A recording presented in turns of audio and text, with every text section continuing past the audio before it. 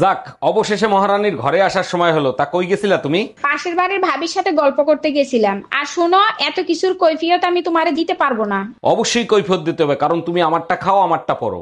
দেখো, বিয়ের আগেও আমার ওজন ছিল 50 কেজি, বিয়ের 5 বছর পরও আমার ওজন 50 কেজি, তাহলে তোমারটা খাইলাম কোথায়?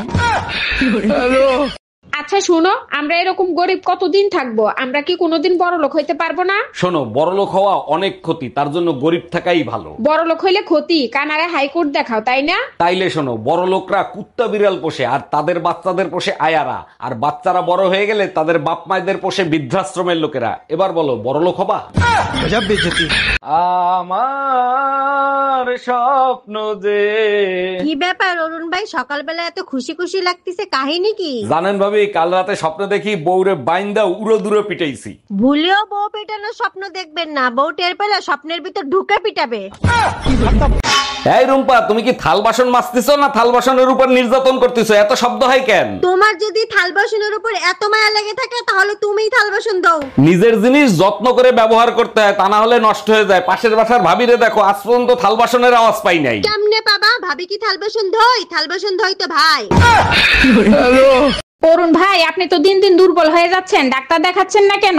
ভাবি, একটা মহিলা ডাক্তার দেখাইছিলাম, সে যা বলছে তারপরে লজ্জায় অন্য ডাক্তার দেখাইতে পারতেছি না। আরে অরুণ ভাই, ডাক্তারের কাছে লজ্জা পেতে হয় না। তা কি এমন বলছে যে আপনি লজ্জা পাইছেন? ডাক্তার যখনই আমার হাত ধরছে তখন শরীর আমার আরো দুর্বল হয়ে গেছে। তখন ডাক্তার বলল, আপনার শরীর দুর্বল না, আপনার চরিত্র খারাপ। অরুণ ভাই, আপনি তো দিন দিন দুর্বল হয়ে যাচ্ছেন, ডাক্তার দেখাচ্ছেন না কেন?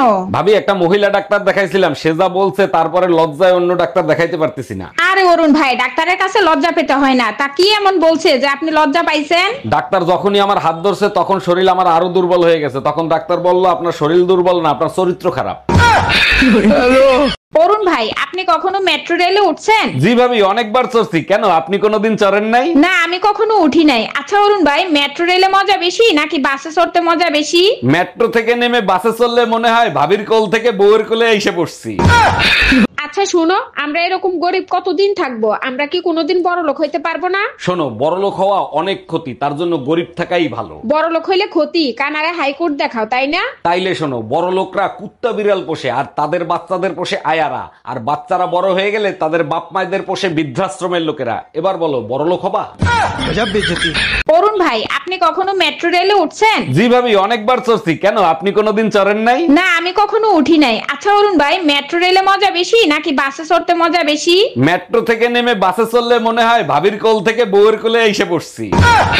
আচ্ছা শোনো, আমরা এরকম গরিব কতদিন থাকবো? আমরা কি কোনোদিন বড়লোক হইতে পারবো না? শোনো, বড়লোক হওয়া অনেক ক্ষতি, তার জন্য গরিব থাকাই ভালো। বড়লোক হইলে ক্ষতি, কানারে হাইকোর্ট দেখাও, তাই না? তাইলে শোনো, বড় লোকরা কুত্তা বিড়াল পোষে আর তাদের বাচ্চাদের পোষে আয়ারা, আর বাচ্চারা বড় হয়ে গেলে তাদের বাপ মায়েদের পোষে বৃদ্ধাশ্রমের লোকেরা। এবার বলো, বড় লোক হবা?